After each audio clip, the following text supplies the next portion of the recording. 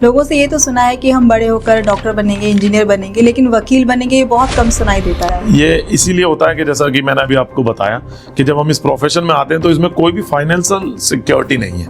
वो काम सीखने का जो 4-5 साल का पीरियड होता है ना, उस दौरान उस पर नए केसेस भी कोई भी नए लॉयर को केस नहीं देना चाहता। ये एक हार्श रियलिटी है। अभी जैसे लॉरेंस बिश्नोई है, जेल में है, लेकिन वो पूरा अपना काम ऑपरेट कर रहे हैं वहाँ। लॉरेंस बिश्नोई, तो ये आपको लगता नहीं कि हमारी व्यवस्था बहुत खोखली है, जो ऐसा वो कर पा रहे हैं, उनको इतनी सुविधाएं मिल पा रही हैं? नहीं, बिल्कुल खोखली मैं नहीं कह सकता, लेकिन हाँ, ये प्रशासन की कमी जरूर है। जेल अथॉरिटीज की ये कमी है कि जेल में रहते रहते अगर कोई क्रिमिनल इस तरह से अपने बाहर अपने जो एसोसिएट्स हैं उनसे संपर्क में है और इस तरह के काम कर रहा है, कहीं कॉल कर रहा है, तो इसमें बिल्कुल प्रशासन की कमी है। प्रशासन को ये सुधारना चाहिए, क्योंकि लॉयर हम होते हैं, अपनी मर्जी के मालिक होते हैं, हमें किसी की सुनने की आदत नहीं होती पहली बात तो। और हम लोगों के राइट्स के लिए लड़ते हैं, उनकी आवाज़ बनते हैं कोर्ट में, उनको उनका न्याय दिलाते हैं और हर तरह से पूरे जो समाज को प्रोटेक्ट करते हैं। किसी को अगर कोई न्याय नहीं मिल रहा तो उनका न्याय दिलाते हैं और उनकी आवाज़ बनकर हर फोरम पे आवाज़ उठाते हैं। अभी आपने कहा कि मर्डर्स को भी बचा करके ले आए। बिल्कुल बिल्कुल, हमें पता होता है कि हमारे क्लाइंट ने कोई जुर्म किया हुआ है, लेकिन जब हम कोर्ट में होते हैं तो हम तो अभी आपने एक मर्डर केस हुआ मुस्कान शर्मा वाला, जिसने अपने हस्बैंड को मर्डर कर दिया और अभी जेल में है। तो आप उस विषय में क्या कहेंगे कि अगर आपको मौका मिले तो आप उनको भी बचाएंगे अगर उनका केस मिलेगा? बिल्कुल, अगर मैं वो मुझे हायर करेंगे तो बिल्कुल मैं उन्हें बचाऊंगा। मैं एक केस में 5 लाख भी फीस ले सकता हूँ, 50 भी और 5 करोड़ भी। तो ये अनलिमिटेड इनकम हमारी होती है, लेकिन वहां तक पहुंचने के लिए आपको बहुत स्ट्रगल करना होता है। अभी आपकी वो कई सारी वीडियोस वायरल हुई जिसमें आप प्रोटेस्ट कर रहे हैं। वकीलों को भी प्रोटेस्ट करने की जरूरत पड़ती है?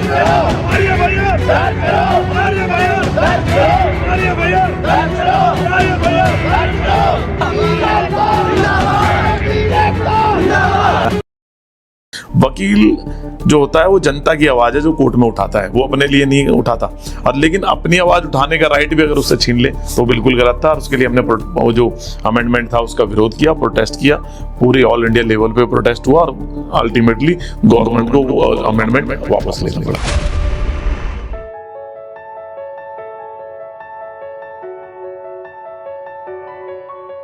हम सभी बचपन में कुछ ना कुछ सपने जरूर देखते हैं कि हम बड़े होकर या तो डॉक्टर बनेंगे, लॉयर बनेंगे, साइंटिस्ट बनेंगे या फिर आईएएस ऑफिसर।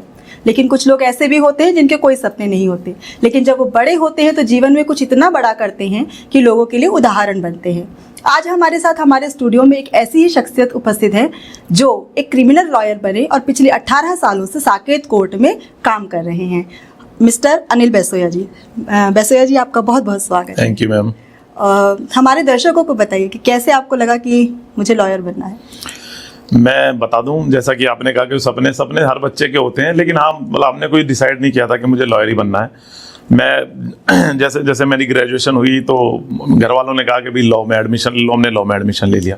करते करते फिर जब हम प्रैक्टिस में आए तो मुझे ऐसा लगता है आज ये मैं जब से प्रोफेशन में हूँ 18 साल से, कि मुझे लगता है कि मैं लॉयर के अलावा और कुछ काम कर ही नहीं सकता था। क्योंकि लॉयर हम होते हैं, अपनी मर्जी के मालिक होते हैं, हमें किसी की सुनने की आदत नहीं होती पहली बात तो।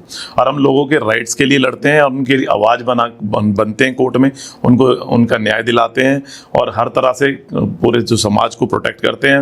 मैं आपको बता दूं अपने बारे में कि मुझे सोशल रहने की बहुत ज़्यादा आदत है, तो हमारा प्रोफेशन भी एक इसी तरीके का है कि हम सोशल रहते हैं, लोगों के दुख सुख में उनके काम आते हैं। किसी को अगर कोई न्याय नहीं मिल रहा तो उनका न्याय दिलाते हैं और उनकी आवाज़ बनकर हर फोरम पे आवाज़ उठाते हैं। तो मैं बिल्कुल खुश हूँ कि मैं लॉयर बना, और मैं बनना डेस्टिनी में था, लॉयर बना, लेकिन अब मैं बहुत खुश हूँ कि लॉयर के अलावा मुझे कुछ और बन भी नहीं सकता था मैं। लेकिन हमारे समाज में वकीलों को लेकर बड़ी गलत फहमियां हैं कि ये वकील के पास चले गए तो उनके चंगुल से बचना बड़ा मुश्किल है। नहीं, क्या ये कहना चाहेंगे? मैं इसमें कहना चाहूंगा ये गलत फहमी नहीं है, हालांकि हाँ वैसे, लेकिन हम सबके घर में बताया जाता है कि डॉक्टर और लॉयर से थोड़ा बच के रहना चाहिए। वो इसलिए कि फैमिली में कोई बीमार पड़ता है तो बिल्कुल बहुत बुरा टाइम होता है फैमिली का, और सेम उसी तरह से अगर कोई कोर्ट केस में पड़ता है तो वो भी उस फैमिली का बहुत बुरा टाइम होता है। तो ये धारणा बनी हुई है कि डॉक्टर और वकील से बच के रहना चाहिए। लेकिन यही दो ऐसी एक प्रोफेशंस है जो आपको बीमारी से बचा के लाते हैं, और लॉयर आपको कोर्ट के चक्कर से बचा के लाता है। जो अपडेट होते हैं कानून, तो उनके लिए आप अपने आप को कैसे अपडेटेड रखते हैं? बिल्कुल, मैं आपको बता दूं, कानून हमारे आए दिन अपडेट होते रहते हैं, क्योंकि जितने भी जो हमारे कानून जो बने हुए हैं, जो अपने लेजिस्लेटिव बताते हैं, वो तो बनता ही बनता है कानून, लेकिन हमारे कानून में जैसे डेली नई जजमेंट्स आती है, तो वो भी एक नया कानून बन जाता है। सुप्रीम कोर्ट या हाई कोर्ट को बनाते हैं। तो हमें मतलब लॉ एक ऐसा प्रोफेशन है कि हमें अपने केसेस करने के लिए, अपने प्रोफेशन में रहने के लिए डेली जो करंट अफेयर्स है उनसे पूरा अवगत रहना पड़ता है। हर चीज़ को पढ़ना होता है। कोई नई जजमेंट आई है तो उसको गो थ्रू करना होता है, क्योंकि आए दिन कभी कोर्ट में हम पेश होते हैं तो हमें पता लगता है कि कल ही कोर्ट ने कोई जजमेंट पास कर दी और वो हमारे केस में काम आएगी।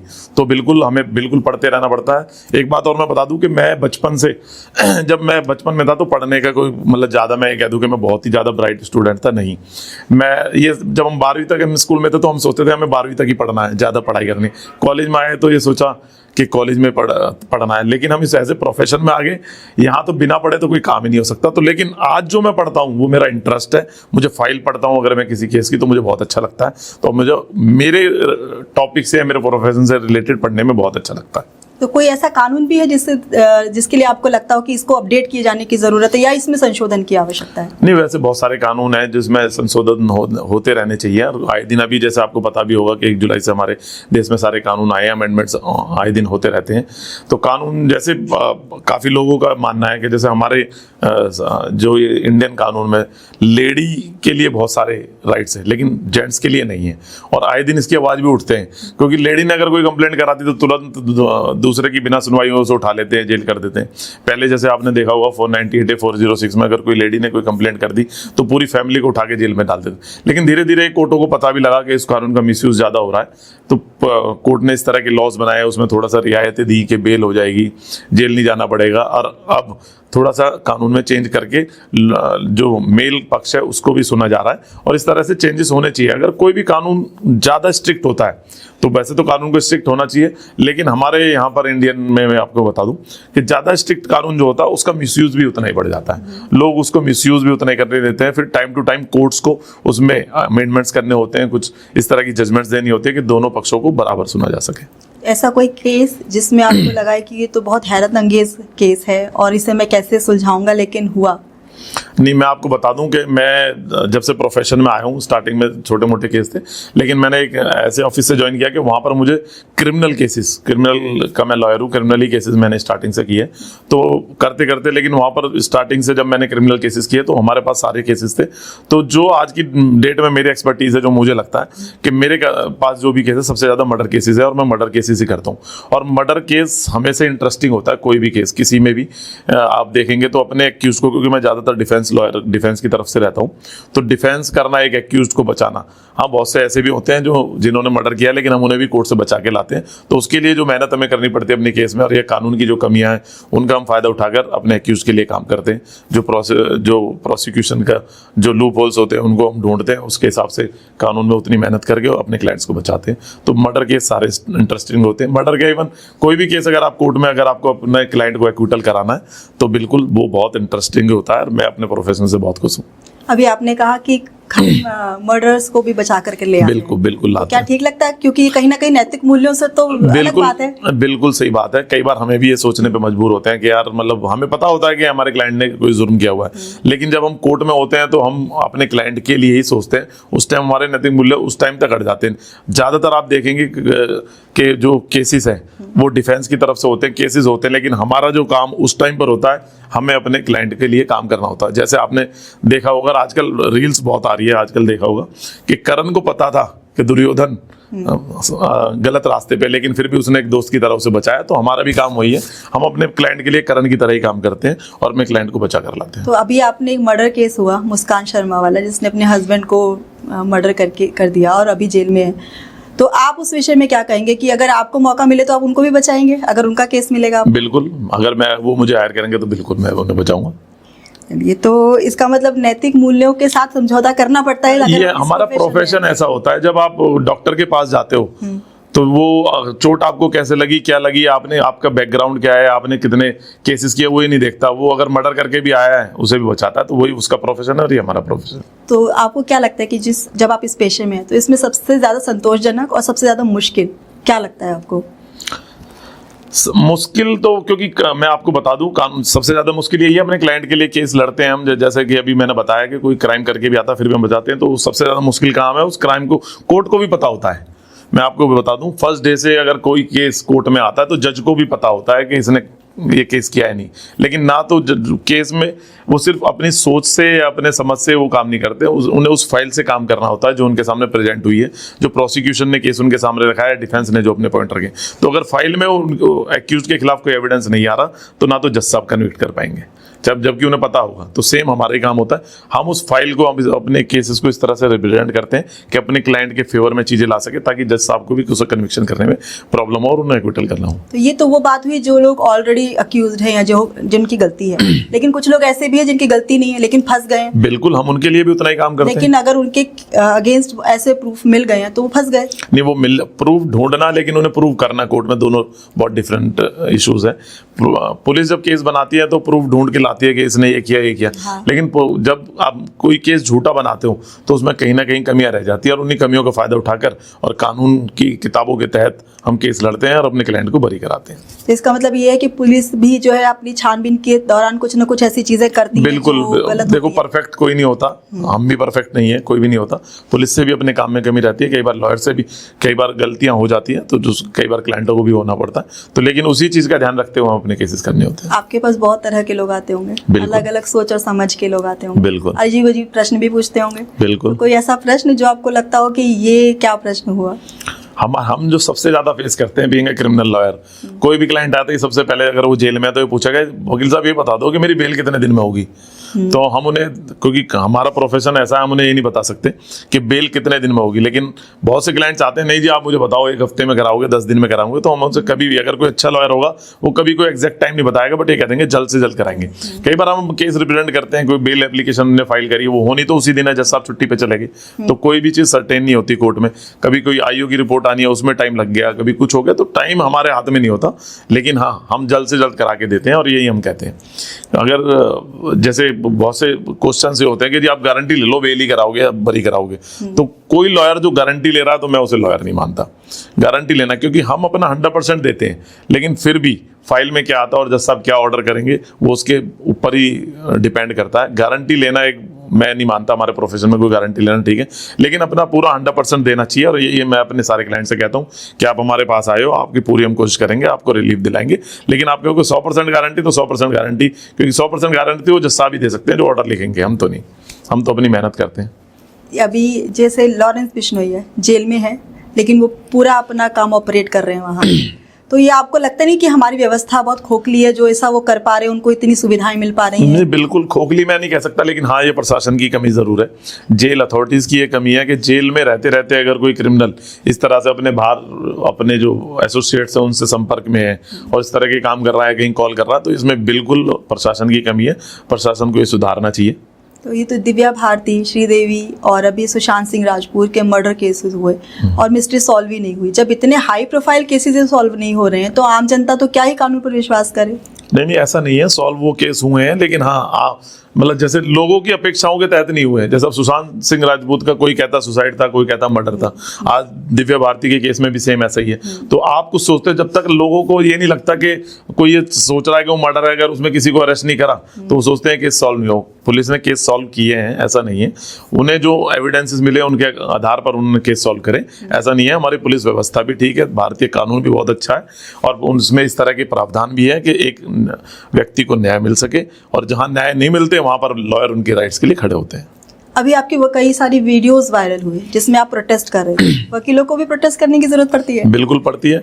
अभी जो पीछे में अभी रिसेंट डेवलपमेंट आपको बताऊं, वकील भी, हम भी समाज का हिस्सा है, हम कहीं समाज से बाहर नहीं है।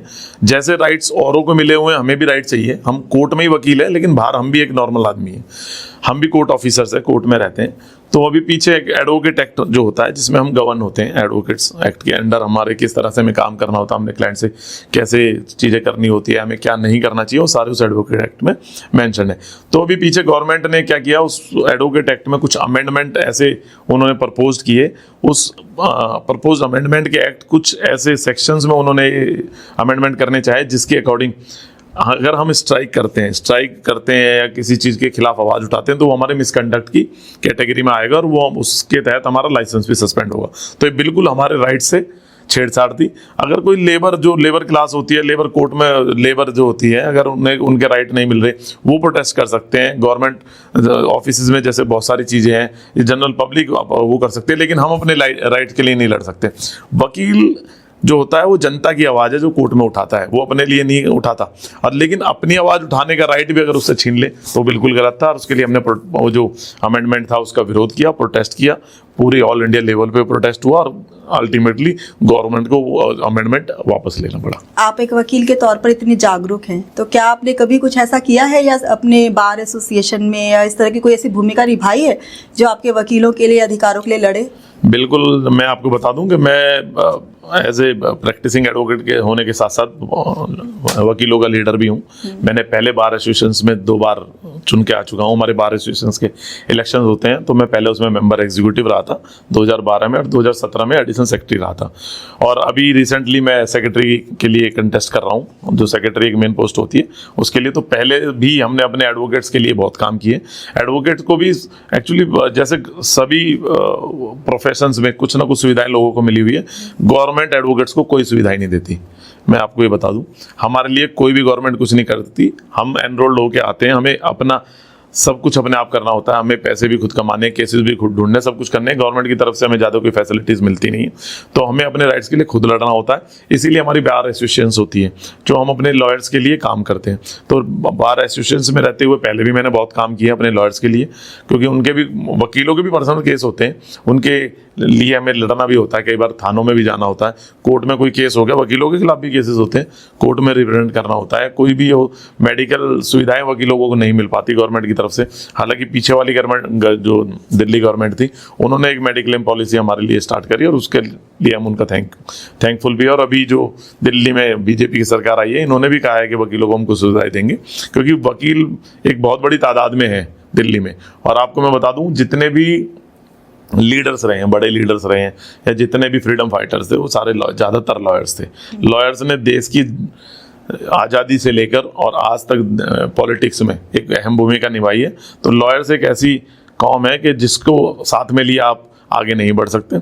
इसलिए वकील जब औरों को राइट दिला सकता है तो अपने राइट भी ले सकता है, और हम वकीलों के राइटों के लिए भी लड़ते हैं, being a political leader of advocates. अगर आप सचिव बनते हैं, अगर क्या जब आप सचिव बन जाएंगे तो क्या ऐसे काम है जो आप अपने साथियों के लिए करेंगे? क्या उद्देश्य और लक्ष्य हैं आपके? मैं आपको बता दूं, जैसे मेरे बहुत सारे काम मैंने सोचे हैं। जैसे हमारे साकेत कोर्ट में मैं इलेक्शन कंटेस्ट कर रहा हूँ, तो साकेत कोर्ट में 2010 में एक कोर्ट बनी थी। 2010 में जब ये कोर्ट बनी, पटियाला हाउस कोर्ट से शिफ्ट होकर एक कोर्ट आई थी, तब यहाँ पर एक कोर्ट बिल्डिंग थी और एक चैम्बर ब्लॉक था। तो वहाँ पर उस टाइम तक के जो सीनियर्स थे सबको चैम्बर्स मिल गए। लेकिन 2010 से लेकर 2025 में हम आ गए, चैम्बर लिमिटेड थे, 650 चैम्बर बने, उसमें कुछ डबल ऑक्यूपेंसी के थे, कुछ सिंगल ऑक्यूपेंसी के थे, तो सबको मिले। लेकिन उसमें जो यंग लॉयर्स थे उनको चैम्बर नहीं मिल पाए। यंग लॉयर जो होते हैं, आते ही उनके पास कोई बैठने की स्पेस नहीं होता, वो किसी न किसी सीनियर के साथ बैठते हैं। लेकिन अब मैंने देखा है पिछले 10-15 सालों में बहुत से ऐसे जिनकी 15 साल की प्रैक्टिस है, 20 साल की प्रैक्टिस है, लेकिन उनके पास स्पेस नहीं है। अभी पीछे हमारी साकेत कोर्ट में 2 कोर्ट बिल्डिंग एक्स्ट्रा बन गई, लेकिन एक भी चैम्बर एक्स्ट्रा नहीं बना। तो हमारी जो मेन समस्या है, सबसे पहले तो चैम्बर की है, स्पेस की है, कि उन्हें बैठने का स्थान देना चाहिए। और मैं भी फर्स्ट जनरेशन लॉयर हूँ, हमारा भी कोई इसमें गॉडफादर नहीं था, हमने खुद अपने यहाँ तक स्टेज वो किया है। तो मैं सबसे जो मेरा है मेरे यंग लॉयर्स के लिए, उनके लिए चैम्बर्स की व्यवस्था जरूर करा के देंगे। और भी बहुत सारे मुद्दे हैं हमारी बार में, स्ट्रॉन्ग बार हम बनाएंगे। कुछ चीज़ें ऐसी होती हैं, कई बार हम कोर्ट में रिप्रेजेंट करने जाते हैं, लेकिन किसी कोई जुडिशियल ऑफिसर लॉयर्स से थोड़ा सा मिसबिहेव कर देता है, तो वहाँ पर भी बार एसोसिएशंस की जरूरत होती है। बार को स्ट्रांग होना चाहिए, क्योंकि बार और बेंच का रिलेशन है वो मेंटेन रहना चाहिए। अगर कोई जुडिशरी ऑफिसर कोई बदतमीजी करेगा तो उसमें उसको हमें समझाना पड़ता है कि भाई इस तरह से नहीं होना चाहिए। वकील भी एक कोर्ट ऑफिसर होते हैं, आप फाइल में या केस में जो मर्जी करो, लेकिन लॉयर भी सेम रिस्पेक्ट चाहते हैं। और चाहिए, जब हम जज साहब को रिस्पेक्ट देते हैं तो उतनी रिस्पेक्ट हमें भी मिलनी चाहिए, और उसके लिए हम पूरा लड़ाई भी लड़ते हैं, और हमारी जजेस से मीटिंग भी होती है इसी पॉइंट को लेकर। ये जो चुनाव आप होने वाले थे जो हुए नहीं और टल गए, तो क्या ये चुनाव actual- इनके भी टल जाते हैं वकीलों के भी टल जाते हैं ये ऐसा पहली बार हुआ, हालांकि ये बहुत ही गलत हुआ साकेत बार के इतिहास में। जब से हम आए, मैं जब से प्रोफेशन में आया हूँ, मैंने अपनी बार का जहाँ मैं एनरोल्ड हूँ, पहली बार ऐसा कोई इलेक्शन हुआ जो कैंसिल हुआ।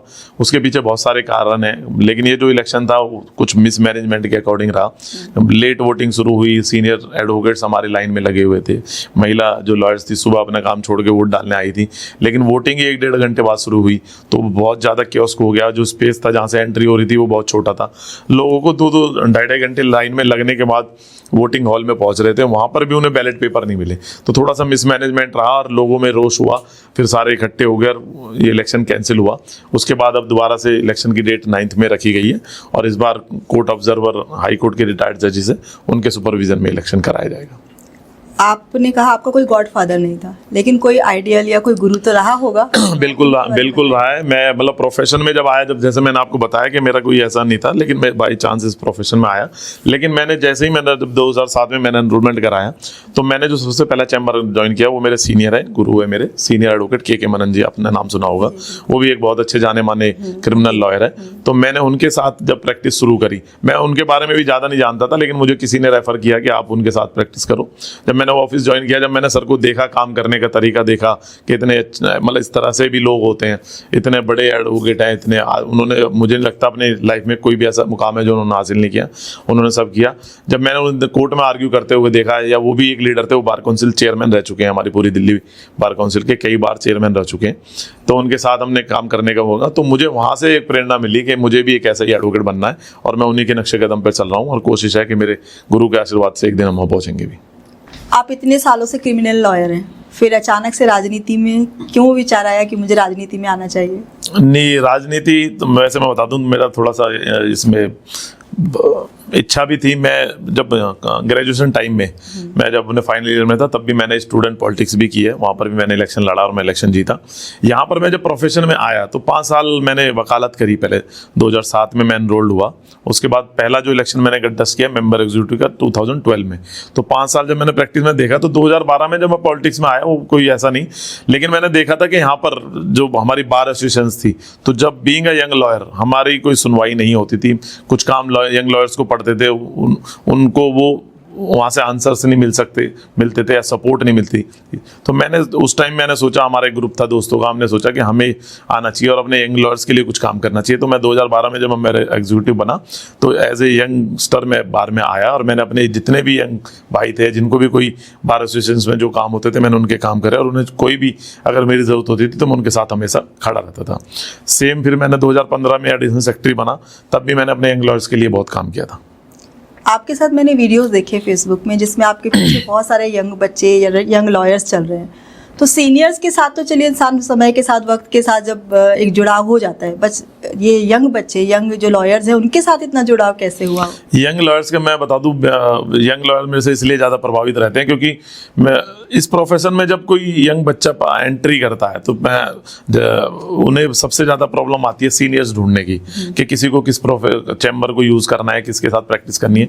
तो मेरा सारे यंग भाइयों से मेरा ये कहना होता है, और सबको पता भी है कि अगर हम अनिल बसोया जी से मिल लिए तो कोई ना कोई हमारे लिए चैम्बर ढूंढने में हमारी हेल्प करेंगे, या किसी यंग लॉयर के पास कोई भी नया केस आता है, तो मैंने सबको, अपने भाइयों को कह रखा है, अगर किसी को किसी फाइल में कोई प्रॉब्लम है, कुछ पूछना है या मुझे पेश भी कराना, तो मैं अपने यंगस्टर्स के साथ उनको केस को रिप्रेजेंट करने के लिए कोर्ट में तक भी जाता हूँ। किसी को कुछ पर्सनल काम होता है, किसी की फैमिली में कुछ हो गया, कुछ पुलिस से कोई उनकी कहासुनी हो गई, या पुलिस ने उनके खिलाफ कुछ गलत मुकदमा कर दिया, तो थाने में भी जाने तक की मैं अपने यंगस्टर्स के साथ रहता हूँ। कोई भी मुझे बुलाता है, मैं हमेशा एक कॉल की दूरी पर रहता हूँ, मुझे कॉल करो, और मैं अपने साथियों के साथ रहता हूँ, तो इसलिए मेरे से सब जुड़े हुए हैं। तो आप इन यंग लॉयर्स के लिए आगे क्या करेंगे ऐसा जो उनके लिए भी लाभदायक हो? यंग लॉयर्स के लिए मैंने जैसा बताया, एक चैम्बरों का है, चैम्बरों के लिए हम करेंगे। यंग लॉयर्स के लिए जो सबसे बड़ी ये जो समस्या यहाँ पर आती है, जब स्टार्टिंग में हम आते हैं, जब हम एनरोल होते हैं, एनरोल होने के बाद 2-4 साल तक सब जूनियरशिप करते हैं, तो बहुत सी चैम्बर्स में स्टाइपेंड भी नहीं मिलता, आपको कोई सैलरी भी नहीं मिलती, आपके पास नए केसेस भी नहीं होते। तो वो जो टाइम होता है वो बहुत ही टफ टाइम होता है, हमने सबने देखा है। सीनियर्स के पास जाते हैं तो सब स्टाइपेंड बहुत कम मिलता है, उससे अगर हमारे डेली के खर्चे चल जाए वो भी बहुत कम होता है, लेकिन ऐसा ऐसा होता नहीं है।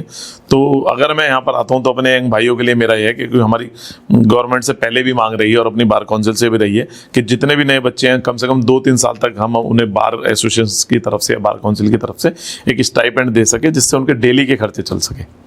लोगों से ये तो सुना है कि हम बड़े होकर डॉक्टर बनेंगे, इंजीनियर बनेंगे, लेकिन वकील बनेंगे ये बहुत कम सुनाई देता है। ऐसा क्यों होता है? ये इसीलिए होता है कि जैसा कि मैंने अभी आपको बताया कि जब हम इस प्रोफेशन में आते हैं तो इसमें कोई भी फाइनेंशियल सिक्योरिटी नहीं है। हम अगर कोई वकालत में आया, एनरोल हुआ, फिर पहले वो काम सीखेगा। वो काम सीखने का जो 4-5 साल का पीरियड होता है ना, उस दौरान उस पर नए केसेस भी कोई भी नए लॉयर को केस नहीं देना चाहता। ये एक हार्श रियलिटी है। उसे फाइनेंशियल सपोर्ट नहीं मिल पाती, चैम्बर में सीनियर से भी उतने पैसे नहीं मिल पाते, कई बच्चों की तो शादियाँ इस दौरान हो जाती है, तो फैमिली भी मेंटेन करनी होती है। तो ये एक हार्श रियलिटी है हमारे प्रोफेशन की कि हर किसी को कोई भी आप प्रोफेशनल कोर्स करके सीधा जॉब में लग जाते हैं, वहाँ से पैसे आने लगते हैं, लेकिन नहीं, इस प्रोफेशन में स्टार्टिंग का पीरियड बहुत स्ट्रगलिंग होता है। लेकिन अगर आप एक मुकाम पे आ जाते हैं तो ये एक प्रोफेशन में ऐसा मानता हूँ कि जितने भी प्रोफेशंस होते हैं उनमें सब में एक लिमिटेड इनकम होती है। डॉक्टर है तो इतने कमाएगा, पुलिस है तो इतने कमाएंगे, लेकिन हमारा एक प्रोफेशन ऐसा है जिसमें जो इनकम वाला जो क्राइटेरिया एक टाइम के बाद अनलिमिटेड होता है। मैं एक केस में 5 लाख भी फीस ले सकता हूँ, 50 भी और 5 करोड़ भी। तो ये अनलिमिटेड इनकम हमारी होती है, लेकिन वहां तक पहुंचने के लिए आपको बहुत स्ट्रगल करना होता है। यही एक कारण है कि कुछ बच्चे वकील नहीं बनना चाहते, लेकिन जो यहाँ रुकता है वो अच्छा करता है।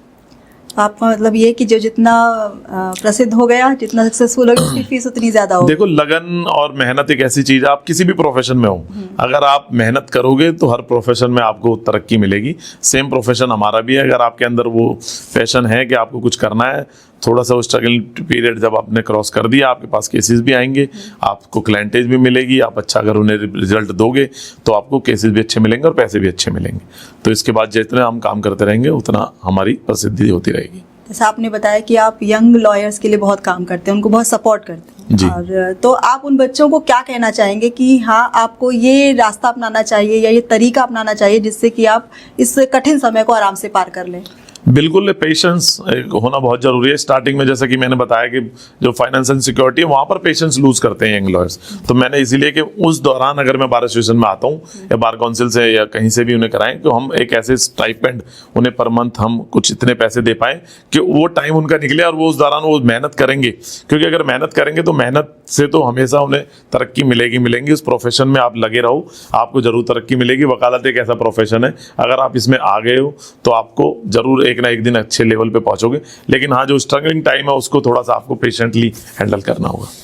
अभी तक तो मैं एक प्रोफेशनल लॉयर से बात कर रही थी, लेकिन अगर एक आम नागरिक से मैं बात के तौर पर आपसे एक प्रश्न पूछूं तो फिल्मों में जो लॉयर्स दिखाए जाते हैं, क्या वो रियल लाइफ के लॉयर्स से मैच करते हैं? नहीं, बिल्कुल नहीं। फिल्मों में लॉयर्स के भूमिका बिल्कुल अलग दिखाई है। फिल्मों में तो केस भी तो 3 घंटे की फिल्म में खत्म हो जाता ऐसा नहीं है। वहाँ पर जो रियल लाइफ होती है उससे रियल लाइफ बिल्कुल अलग है। वहाँ पर एडवोकेट्स की भूमिका कई मूवीज में या कई रील्स में तो खराब भी की हुई है, ऐसे नहीं है। वकील बहुत मेहनत करते हैं अपने क्लाइंट के लिए और वो अपने क्लाइंट को न्याय दिलाने के लिए बहुत अच्छा काम करते हैं, बहुत अच्छी मेहनत करते हैं। लेकिन वहाँ पर तो एक ही डेट पे विटनेस भी आ गए, एक ही डेट में जजमेंट भी हो गई। ये सारा ये बिल्कुल टोटली डिफरेंट है, कोर्ट की लाइफ और रील्स की लाइफ। हम लोग जो सड़कों पर चलते हैं तो गाड़ियों पर स्टिकर्स लगे होते हैं एडवोकेट जी, और पुलिस वाले भी उनको हाथ देकर नहीं रोकते। क्या आपको ये ठीक लगता है? नहीं, वो ऐसा नहीं है कि पुलिस वाले नहीं रोकते, पुलिस वाले रोकते हैं। लेकिन स्टिकर, हमारी एक बार एसोसिएशन, हर बार एसोसिएशन जो होती है हमें एक स्टिकर लगाना होता है जिससे हमारी गाड़ी कोर्ट में एंट्री करती है। उस स्टिकर के बिना कोई भी गाड़ी कोर्ट में एंट्री नहीं हो सकती। हाँ, पुलिस वालों को अगर ये लग जाता है कि इस गाड़ी में लॉयर है तो वो वैसे ही नहीं रोकते, क्योंकि नॉर्मल एक सिविलियन हो या एक लॉयर को रोकने में बहुत डिफरेंट है। वो 10 कानून पुलिस को ही पढ़ा के चला जाएगा, इसलिए पुलिस थोड़ा सा बचती है वकीलों को रोकने में। तो ये जैसे आम लोग भी, कई लोग जो नहीं भी हैं एडवोकेट, वो भी लगाकर इसे घूम रहे हैं, तो उसका वो बिल्कुल गलत हो रहा है। वो बिल्कुल उसका मिसयूज है और हमारे संज्ञान में वो पहले भी आया है। जब बार एसोसिएशन में तो हमने इस पे बिल्कुल रोकथाम करी है कि जो स्टिकर है वो एक पर्टिकुलर अपना आईडी और आरसी गाड़ी की देके वो सिर्फ उस लॉयर को मिलेगा। पहले क्या होता था, हमने अपने लॉयर को दिया, उसने अपनी फैमिली में दे दिया, तो ऐसा नहीं होना चाहिए। उसके लिए बिल्कुल हमने रोकथाम की हुई है और अब आपको देखने को मिलेगा कि जो स्टिकर है वो सिर्फ एडवोकेट की गाड़ी पे मिलेगा, किसी जनरल पब्लिक की नहीं। अभी आपने बताया कि आप मेनन सर के अंडर में आपने सीखा है, जी। तो और ये भी बताया कि एक वकील जब फेमस हो जाता है या एक एक्सपीरियंस हो जाता है तो वो कितनी भी फीस ले सकता है। बिल्कुल तो कपिल सिब्बल जी हुए, मेनन जी हुए, तो हर कोई तो उनको अफोर्ड नहीं कर सकता। बिल्कुल ठीक तो है। एक आम आदमी अगर कोई समस्या हो जाती है तो क्या करे कि इन वकीलों की फीस को दे सके?